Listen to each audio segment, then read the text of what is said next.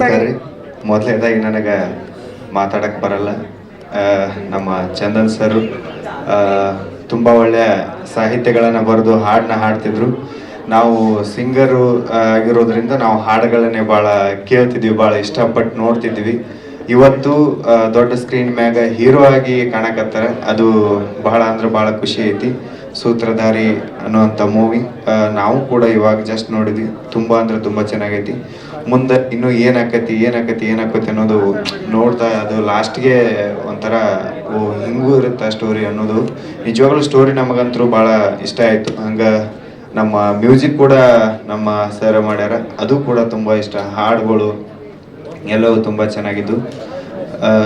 ಎಲ್ಲರೂ ಆ್ಯಕ್ಟಿಂಗ್ ಆಗಲಿ ಡೈರೆಕ್ಷನ್ ಆಗಲಿ ಪ್ರತಿಯೊಂದೂ ತುಂಬ ಅಂದ್ರೆ ತುಂಬ ಚೆನ್ನಾಗೈತಿ. ಯಾಕಂದರೆ ಆ್ಯಕ್ಟಿಂಗ್ ಡೈರೆಕ್ಷನ್ ಬಗ್ಗೆ ಮಾತಾಡುವಷ್ಟು ದೊಡ್ಡವನ ಅಲ್ಲ, ಬಟ್ ಆದರೂ ನನಗೆ ಇಷ್ಟ ಆಗಿದ್ದು ನಾ ಹೇಳಕತ್ತೀನಿ. ಮೇ 9ನೇ ತಾರೀಕು ಕರ್ನಾಟಕಾದ್ಯಂತ ಈ ಸಿನಿಮಾ ರಿಲೀಸ್ ಆಕೈತಿ.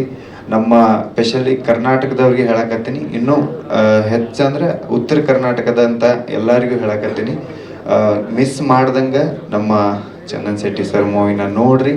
ಇದು ಎಲ್ಲಕ್ಕಿಂತ ಹೆಚ್ಚು ಕನ್ನಡ ಮೂವಿ ತುಂಬ ಚೆನ್ನಾಗಿ ಬಂದೈತಿ. ಎಲ್ಲರೂ ನೋಡಿ. ನಮ್ಮ ವಿಶಸ್ ಅಷ್ಟೇ ಅಲ್ಲ, ಮೇನ್ ಬೇಕಾಗಿರೋದು ಒಬ್ಬ ಕಲಾವಿದರಿಗೆ ಆಡಿಯನ್ಸ್ ವಿಶಸ್. ಅದನ್ನು ನೀವು ಅವರಿಗೆ ಕೊಡಬೇಕಂತ ನಾನು ಕೇಳ್ಕೊತೀನಿ. Thank you so much sir, ತುಂಬ ಚೆನ್ನಾಗಿ.